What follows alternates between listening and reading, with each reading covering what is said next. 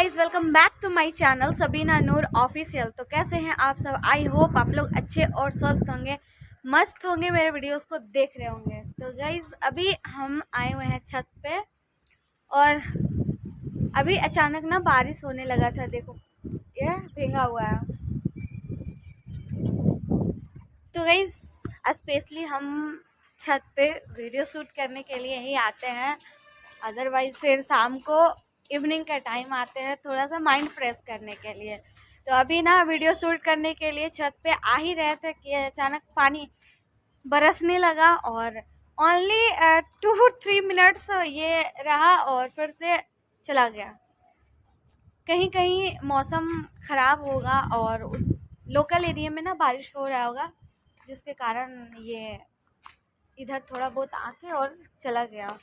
और बाल का मत पूछो भाई, इतना ज़्यादा झड़ रहा है ना कि ये तो मेरा सर दर्द एकदम कर दिया है बाल झड़वा झड़वा के। तो गाइज आज का ब्लॉग जो है, हम आपसे बात करने वाले हैं कि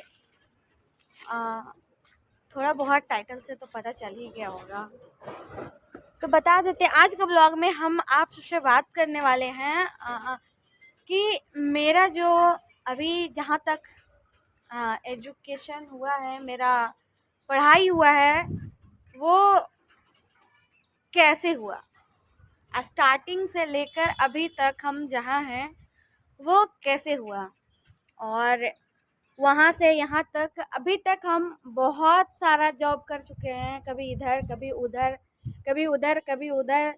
तो यही दो चीज़ आज हम आप सबसे इस वीडियो में बात करने वाले हैं। हैंड तो इतना ज़्यादा पेन करता है ना।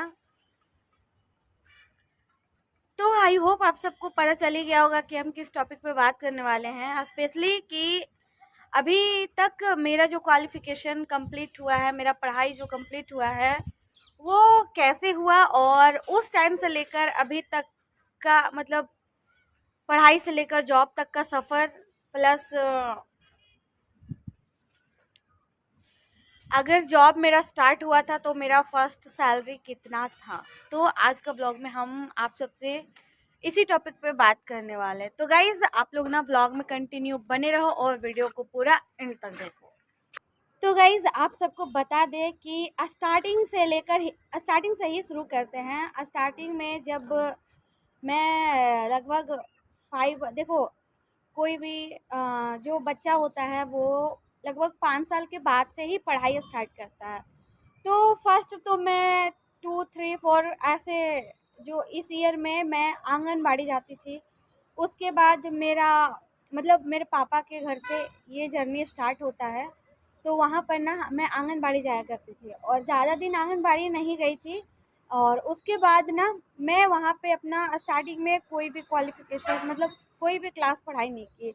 उसके बाद मेरे नाना जहाँ रहते थे, जहाँ वो सर्विस करते थे ना, तो मेरी उस टाइम उतना मुझे याद नहीं है कि कौन बात किया, कैसे बात किया और कैसे लेके गया। तो मैं वहाँ पे ना अपना मौसी के साथ अपना नाना जहाँ सर्विस करते थे वहाँ पे चली गई थी। तो शायद मैं उस टाइम 5 इयर्स की थी और वहाँ पे मेरा पढ़ाई जो है वहाँ पे नर्सरी क्लास से लेकर LKG UKG और मैं भी 1 क्लास तक मैं वहीं पे पढ़ाई की थी। ज़्यादा दिन मैं वहाँ नहीं रही, लेकिन फिर भी मैं, ये भी मुझे याद नहीं है कि मैं वहाँ पे कितने दिन रही। लेकिन मुझे अब यहाँ से स्टार्ट करते हैं कि ना वहाँ से जो मेरा हुआ पढ़ाई, बस इतना ही हुआ। उसके बाद मैं रिटर्न, मेरे नाना का सर्विस ब्रेक था तो मैं रिटर्न अपने गांव आई और गांव से ही फिर से मेरा पढ़ाई स्टार्ट हुआ। और उस टाइम ना मेरे पापा मेरा एडमिशन फिर से UKG में करवा दिए थे। तो मैं उस टाइम UKG 1 क्लास 2 क्लास फिर वहाँ पे पढ़ाई की और 3 क्लास, मे बी 3 क्लास तक मैं वहाँ पे पढ़ाई की। उसके बाद उस टाइम ना थोड़ा कंडीशन बहुत ज़्यादा ख़राब हो गया था, मुझे याद है घर का। शायद वो किसी से लड़ाई झगड़ा चल रहा था, तो मेरे मम्मी और मेरे पापा अ, जेल चले गए थे। तो उस टाइम मैं और मेरा जो भाई है बड़ा वाला, दोनों एक ही स्कूल में पढ़ते थे। तो वहाँ पे ना मतलब जब ऐसा कंडीशन आया तो हम लोग दोनों ना स्कूल भी छोड़ दिए और जहाँ पापा ट्यूशन लगा रखे थे तो वो ट्यूशन भी छोड़ दिए। और उस टाइम पता है मेरा छोटा वाला भाई इतना छोटा था, और जब मम्मी पापा जेल में थे ना तो मैं उसको ना मतलब नहीं रख पाती थी, बहुत ज़्यादा डिफ़िकल्ट टाइम था वो। उसके बाद पढ़ाई छूट गया। कुछ दिन हम लोग ना नानी घर चले गए थे और फिर वहाँ से रिटर्न आने के बाद मैं और मेरा बड़ा वाला भाई दोनों सरकारी स्कूल जाने लगे थे। तो शायद उस टाइम तक पापा निकल गए थे, तो नहीं, पापा निकले नहीं थे। मैं और मेरा भाई सरकारी स्कूल जाने लगे थे, तो वो मैं 4 क्लास में बैठती थी और वो 3 क्लास में बैठता था। तो वहाँ से हम लोगों का फिर से स्टडी स्टार्ट होता है। और फिर पापा निकले तो पापा ना बहुत ज़्यादा डाँटने लगे कि क्या ज़रूरी था तुम लोग को स्कूल छोड़ना? क्या प्रिंसिपल तुमको पैसा माँग रहा था? मतलब पापा बहुत ज़्यादा डाँटने लगे। लेकिन हम लोग ये सोच के वो स्कूल छोड़ दिए थे कि अभी पापा भी नहीं है, मम्मी भी नहीं है, वहाँ पे फ़ी कैसे पे होगा। तो गाइज़ इस तरह से सरकारी स्कूल गए, वहाँ पे मेरा 4 क्लास 5, 6, 7, 8 8 क्लास हम जैसे गए थे, वो स्कूल ही हम छोड़ दिए थे। उसके बाद अपने घर के बगल में ही मेरा स्कूल है, वहाँ से हम 8 क्लास, 9 क्लास और 10 क्लास, जो वो भी गवर्नमेंट के जैसा ही है, जैक बोर्ड से था।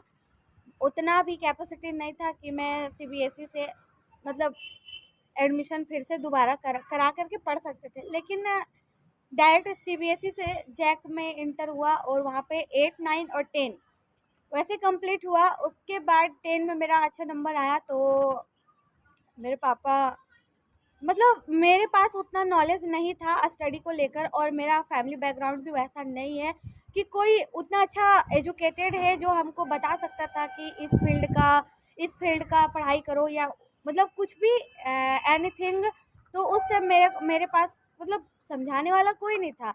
लेकिन उस टाइम मेरे अपने ही रिलेटिव में मतलब मेरे भाई के कज़न ब्रदर मतलब अंकल, तो उनका उस टाइम कॉलेज चल रहा था और वो कॉलेज उस टाइम ही फर्स्ट टाइम ओपन हुआ था। तो वो घर आए थे और वो ना साइंस सब्जेक्ट को लेकर स्पेशली मोटिवेट कर रहे थे। तो देखो स्टार्टिंग से ही ना मेरा इंटरेस्ट पढ़ाई को लेकर बहुत ज़्यादा रहा है, तो मैं पीछे नहीं हटी।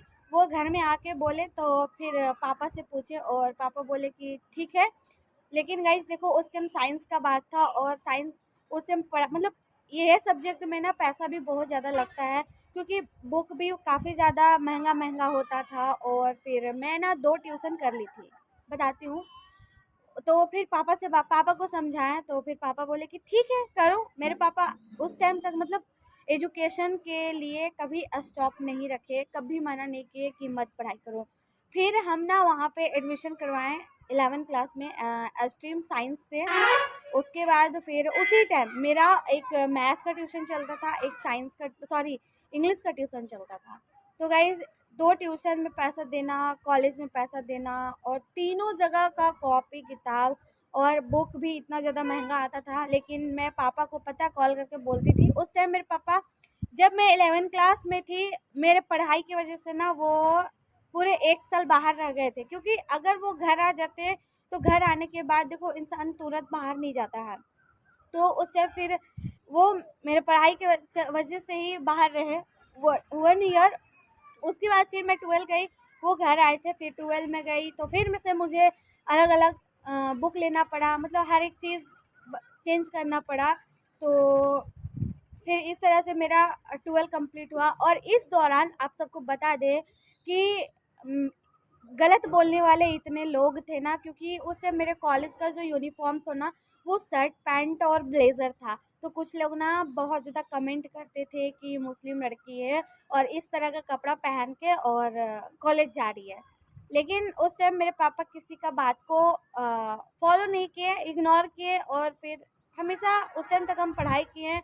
उसके बाद जब मेरा 12 का एग्ज़ाम लिखने के लिए मेरा सेंटर जहाँ दिया था वहाँ पे मैं 1 मंथ रही थी, क्योंकि घर से आना-जाना पॉसिबल नहीं था। तो मैं घर में बात की, उसके लिए भी मुझे परमिशन मिल गया और फिर हम 1 मंथ जहाँ सेंटर दिया था वहाँ पर फिर हम रहे और फिर एग्ज़ाम कंप्लीट हुआ। उसका मतलब 1 दिन के बाद ही मैं जब घर आई तो अचानक से ना लॉकडाउन लग गया। और शायद उस टाइम मेरे पापा घर पे ही थे, तो लॉकडाउन लग गया। अब लॉकडाउन में ही मेरा ना रिज़ल्ट आया हुआ था।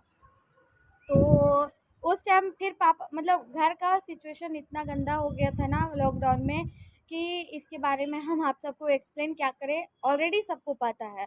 तो फिर मेरे पापा किसी तरह से बाहर चले गए और फिर उसी टाइम मैं होम ट्यूशन पढ़ाना स्टार्ट की। तो गाइज़ यहाँ तक मेरा एजुकेशन रहा। उसके बाद मैं लॉकडाउन में कंडीशन ख़राब हुआ तो कुछ लोग बोले, क्योंकि उस टाइम ना स्कूल भी बंद हो चुका था, ट्यूशन भी बंद हो चुका था, तो मैं ना घर जा कर के और पढ़ाती थी। तो उस टाइम मैं लगभग 2 जगह ट्यूशन पढ़ा रही थी। तो फर्स्ट टाइम जो मैं पढ़ा रही थी तो वहाँ से मेरा 1 मंथ जब हुआ था तो उस टाइम ना मेरे को मतलब जब मैं आंटी से बात करने के लिए गई थी ना तो वो बात हुआ था। तो उस टाइम वो मतलब फ़ी को लेकर मेरे से पूछी कि कितना लोगी? तो मैं बोली कि कम से कम 300, क्योंकि उस टाइम मैं खुद मतलब मुझे उतना आइडिया नहीं था, लेकिन उस टाइम का बात बता रही हूँ, ये तो 5 साल हो ही गया, एटलीस्ट 5 साल हो ही गया। ज़्यादा लेकिन कम नहीं। तो गाइस आंटी को हम बोले कि आंटी 300, तो आंटी बोली कि ठीक है अभी पढ़ाओ। वो बोली कि पढ़ाओ, पढ़ाई समझ में आएगा तो फिर आगे देखेंगे। तो आंटी बोली कि अभी 250 मतलब 250 में कंफर्म कर दो। हम बोले ठीक है, क्योंकि घर में बैठे बेगारी से अच्छा है कि अपना कहीं पे नॉलेज लेते रहो, नॉलेज देते रहो। तो उस टाइम मेरा मतलब जर्नी यहाँ से स्टार्ट होता है जॉब का। एज़ अ जॉब, ये तो जॉब ही है ना एक तरह का। तो उस टाइम मेरे को ना जब 1 मंथ हुआ था तो 250 मतलब 250 मेरे को मिला था। उसके बाद धीरे-धीरे मैं दूसरे जगह मतलब सब लोग जानने लगे, तो मैं धीरे-धीरे करके फिर मैं एक जगह और पकड़ी, वहाँ पे 400 करके दे रहे थे। तो इस तरह से उस टाइम फिर 2 ट्यूशन हो गया।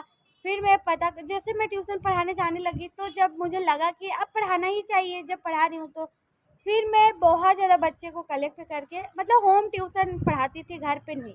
अगर घर पे आ जाते तो वो अच्छा था, लेकिन छोटे-छोटे बच्चे लोग थे ना तो मैं मतलब उनको बुलाना भी ज़रूरी नहीं समझी। तो मॉर्निंग टाइम में जो सुबह में 7 ओ क्लॉक को निकलती थी, 7 से 8, 8 से 9, 9 से 10 मतलब सुबह मैं 3 घंटा ट्यूशन पढ़ाती थी और शाम को 3 घंटा पढ़ाती थी।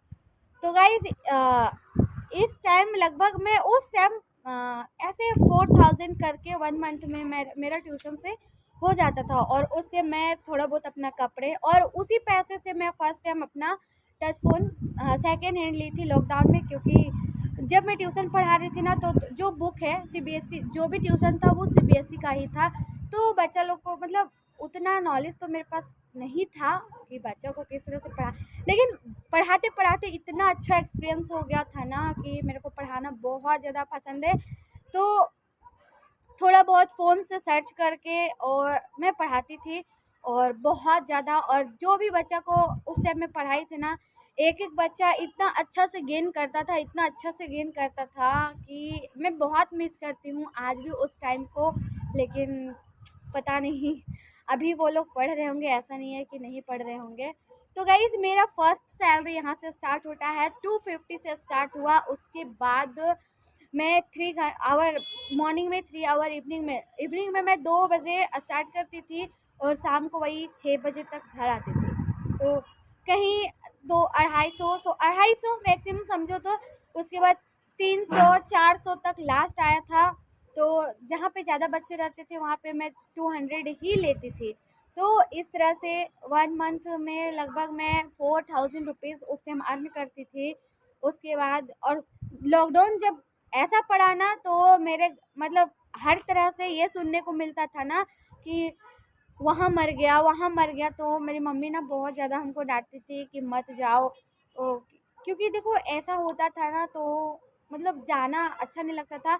लेकिन मैं उस टाइम इसलिए जा रही थी, देखो अगर आगे वाले मना कर देते तो मैं तो बिल्कुल भी नहीं जाती, लेकिन आंटी लोग जो थी ना वो मेरे को बोल दी थी कि आकर के पढ़ाओ, कोई टेंशन नहीं। तो जब मैं फर्स्ट जाती थी ना, तो मैं भी सैनिटाइज़र करती थी और जो बच्चे थे वो भी सैनिटाइज़र करते थे।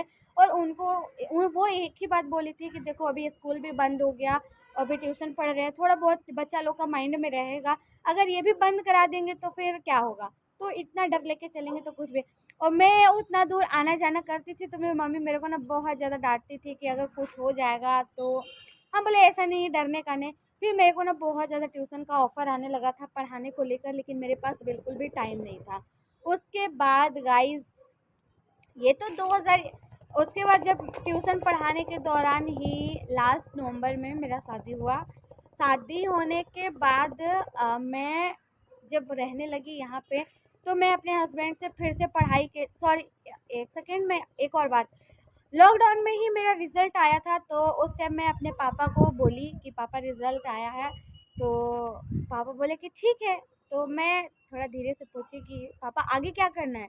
तो बोले कि लॉकडाउन है तो एडमिशन तो हो नहीं सकता है, क्योंकि अभी उस टाइम ना खाने के लिए भी सोचना पड़ता था। तो उतना एफर्ट नहीं कर सकते थे। तो मैं उस टाइम समझ गई कि देखो, मेरे पापा ऐसे इंसान है ना कि वो मुझे क्या, अपने तीनों बच्चे को कभी भी किसी चीज़ के लिए मना नहीं किए। और आज इसलिए सब लोग कहते हैं कि पेरेंट्स इतना ज़्यादा छूट दिए जिसकी वजह से बच्चे गलत कदम उठा रहे। तो गाइज ऐसा कुछ नहीं है। मेरे देखो, अपना खुशी भी इंसान किसी के वजह से नहीं गवा सकता है, बस ये है। तो उस टाइम एडमिशन मैं नहीं ले पाई। आफ्टर मैरिज मैं अपने हस्बैंड को बोली, तो उस टाइम हस्बैंड भी एग्री नहीं हुए। लेकिन जब हम लोग दोनों के बीच लड़ाई हुआ था, तो मैं फिर शिफ्ट हो गई थी। और दूसरे जगह पे शिफ्ट होने के बाद मैं वहाँ पे फिर से ट्यूशन स्टार्ट की। ट्यूशन में मुझे कुछ भी समझ में नहीं आया। उसके बाद मैं ना, मुझे मतलब एक थे वो एचडीएफसी बैंक के मैनेजर थे। तो उस टाइम ना उनकी जो बीवी थी, उनका बेबी हुआ था। तो वो बहुत ज़्यादा उनके मतलब उनको पता चला मेरे बारे में। तो वो बहुत ज़्यादा रिक्वेस्ट की कि आ जाओ, मतलब बड़ा ऑपरेशन था उनका। तो वो खाना बनाने के लिए बोली थी। तो मैं उस टाइम ना उनके यहाँ खाना बना रही थी, बहुत ज़्यादा रिजेक्ट की वो उसके बाद। तो उस टाइम भी वो मेरे को ना 5000 देती थी। तो मैं वहाँ 3-4 मंथ वर्क की, उसके बाद फिर मैं छोड़ दी। इसी तरह से फिर मेरा उस टाइम ग्रेजुएशन में एडमिशन हुआ। और ग्रेजुएशन में एडमिशन कराते-कराते फिर मुझे वहाँ भी नहीं समझ में आया, तो धीरे-धीरे करके उसी टाइम मैं दिल्ली आई। और दिल्ली आने के बाद मेरा जो है वो जॉब लगा कॉलिंग सेंटर में। तो गाइज़ वहाँ पे कॉलिंग सेंटर में जॉब लगा। तो फर्स्ट में ना मेरे को बिल्कुल भी पसंद नहीं आ रहा था, लेकिन एक होता है ना कि मजबूरी इंसान से क्या नहीं करवाता। तो मेरा मजबूरी था, और अगर नहीं काम करते तो फिर मेरा खर्चा, पढ़ाई भी, एडमिशन भी ले चुके थे, ये सब मैनेज नहीं कर पाते। फिर मैं बहुत मतलब कॉलिंग सेंटर में दिन दिन भर बात कर करके और उस टाइम में 8 घंटा का जॉब वहीं से मेरा स्टार्ट हुआ था। इधर तो मेरा 1 आवर, 2 आवर, 3 आवर, 4 आवर ऐसे, वो भी मतलब रेस्ट कर करके। लेकिन उस टाइम दिल्ली में ही मेरा स्टार्ट हुआ 8 घंटे का जॉब। और मुझे ना बहुत ज़्यादा अजीब लगता था, नींद भी इतना ज़्यादा आता था ना कि क्या बता दे। लेकिन अगर नहीं हम काम करते तो मेरे लिए ही बहुत ज़्यादा नुकसान था। फिर मैं उस टाइम जॉब करती थी, 7:30 को निकल जाती थी, क्योंकि 8:30 को मतलब पहुंचना पड़ता था। और 8:45 को ना कंप्यूटर लॉगिन करना पड़ता था, ब्रीफिंग वगैरह सारा अटेंड करना पड़ता था। तो उस टाइम जब मेरा वहाँ जॉब 1 मंथ कंप्लीट हुआ, उस टाइम मेरा सैलरी जो आया था वो 7500 आया था। मतलब यहाँ के एक्सपेक्टेशन से वहाँ ज़्यादा आया था।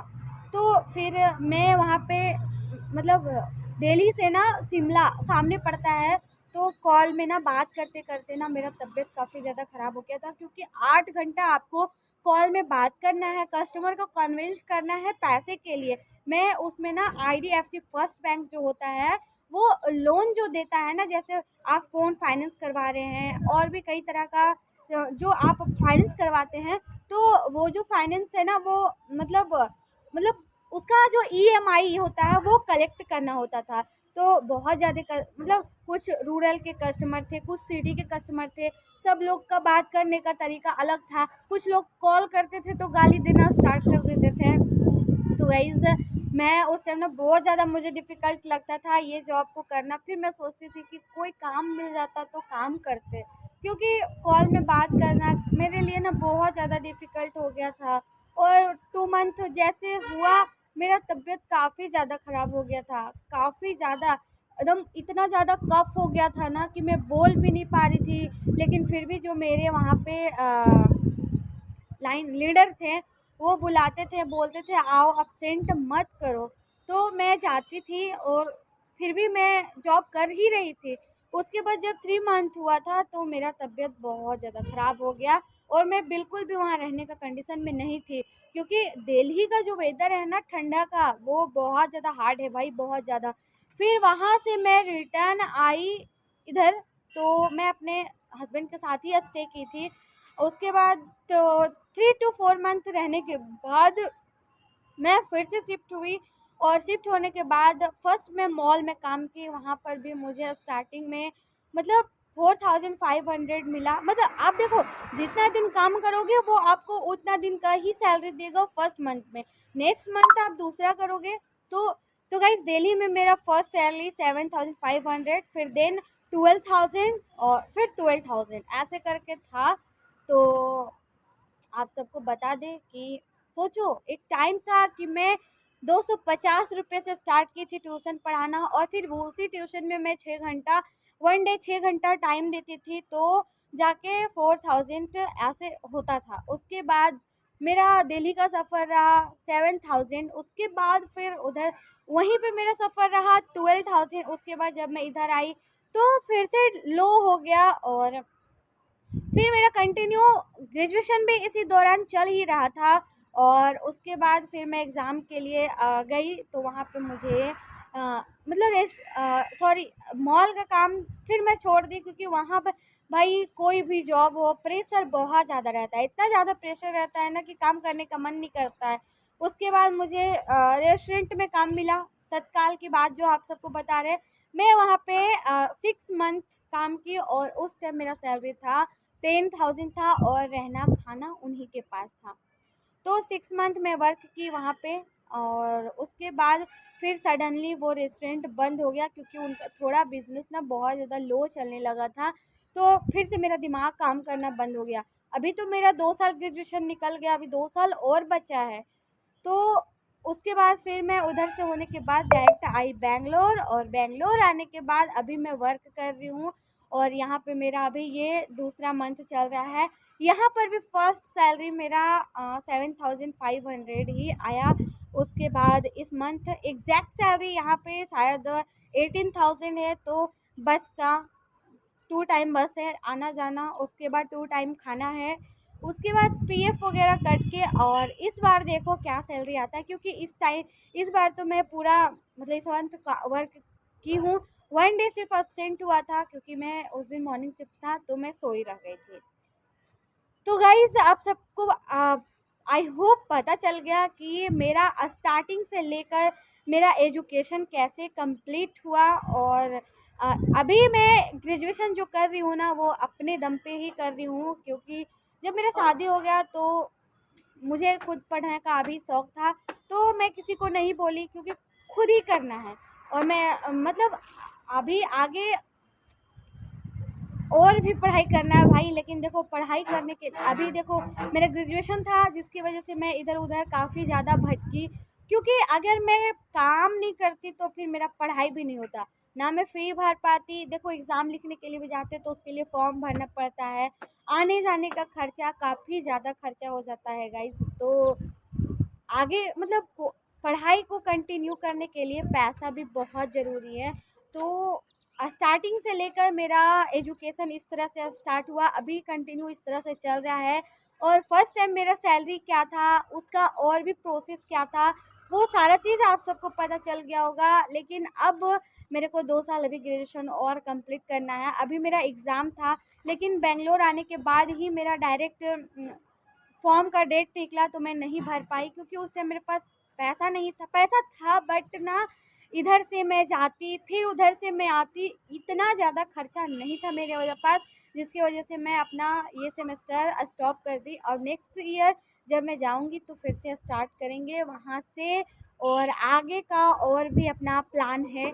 अब भगवान गॉड कहाँ लेके जाता है और इसका कुछ नहीं, क्योंकि आगे का पढ़ाई करने के लिए ना पैसा भी बहुत ज़रूरी है, क्योंकि सिर्फ पढ़ाई करने से नहीं होता। और अभी मेरा ऑनलाइन क्लास तो चलता ही है, मेरा यूट्यूब में मतलब सर्च मार मार के हम पता है अभी पढ़ाई कर रहे हैं।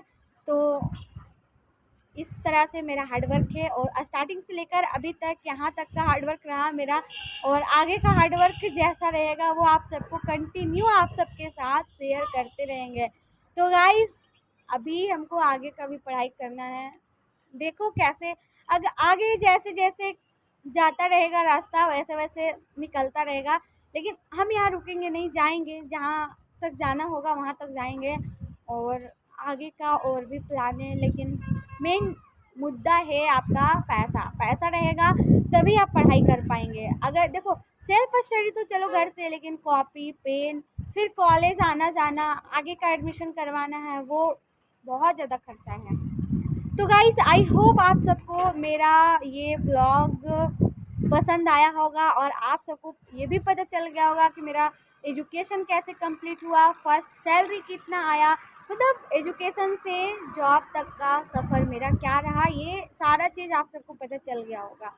तो गाइस ब्लॉग को करते हैं यहीं पे एंड, और आप सबसे मिलते हैं एक और न्यू ब्लॉग में न्यू वीडियो के साथ।